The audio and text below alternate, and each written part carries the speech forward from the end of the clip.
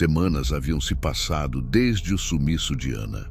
Os cartazes que eu mesmo espalhei pelas ruas começavam a desaparecer com o vento, a chuva e o tempo.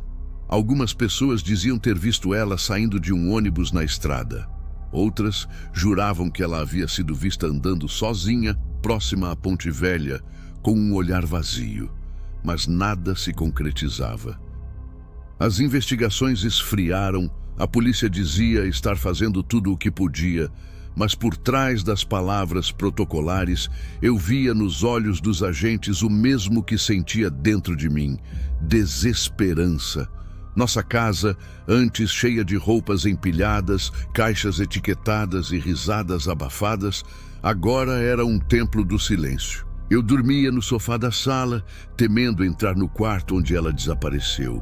E o brechó estava trancado. Nenhuma alma ousava pisar ali.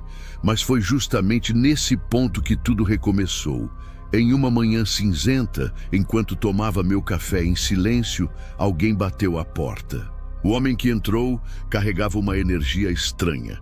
Devia ter uns 60 anos, barba por fazer, uma boina gasta e um sobretudo escuro que parecia engolir sua silhueta. Seus olhos, porém, estavam vivos demais, intensos, penetrantes. Ele se apresentou como Senhor Dante, um historiador e pesquisador de objetos místicos. Disse que havia ouvido falar do nosso brechó através de um fórum obscuro da internet, onde pessoas compartilhavam histórias de itens amaldiçoados. A princípio, achei que era um lunático, mais um dos tantos que se alimentavam da desgraça alheia. Mas quando ele tirou uma foto do bolso e a colocou sobre a mesa, minha descrença se partiu como vidro. Na imagem, vi uma das roupas que vendemos no brechó.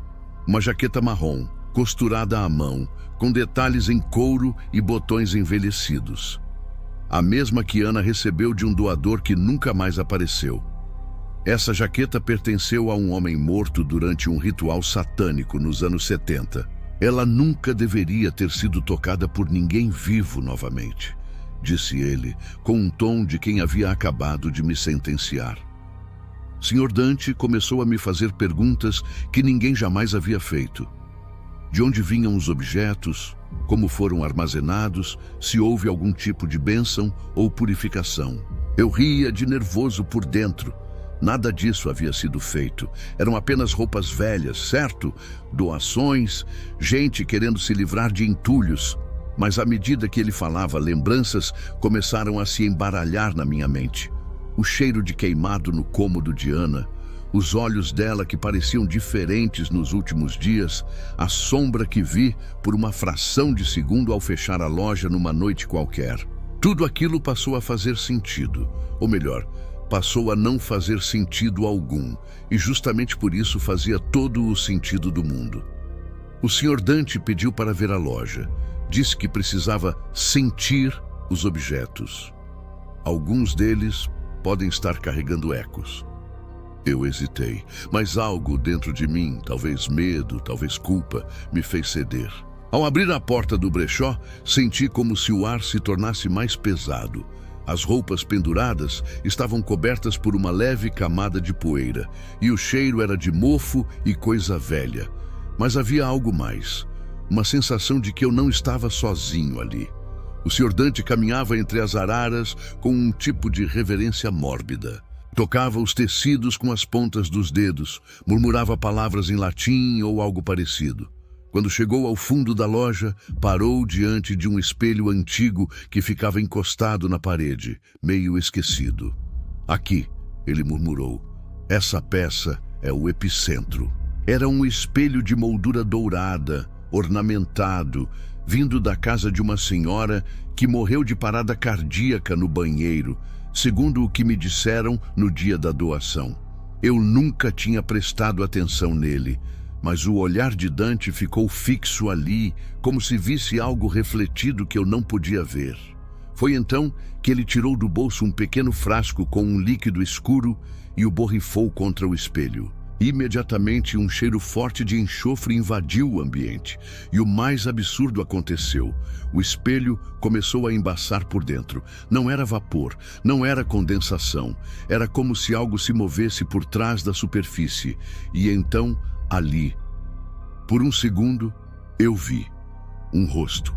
O rosto da Ana, seus olhos arregalados, boca aberta, tentando gritar. Mas havia algo puxando-a para trás. Algo que não vi claramente, mas senti frio, denso, perverso. Quando a imagem sumiu, caí de joelhos. Dante segurou meu ombro com força e disse: ela ainda está viva, mas presa, e não é só ela. O Sr. Dante revelou então que o espelho era um objeto conhecido entre ocultistas, um portal, um canal entre o mundo dos vivos e o dos mortos. Ele explicou que muitos objetos que recebemos provavelmente estavam marcados por experiências traumáticas, mortes violentas ou rituais proibidos. O brechó não era só uma loja. Tinha se tornado uma âncora, um ponto de convergência espiritual. E por minha ignorância, eu havia reativado esse ponto. Ana fora a primeira a pagar o preço, mas poderia não ser a última.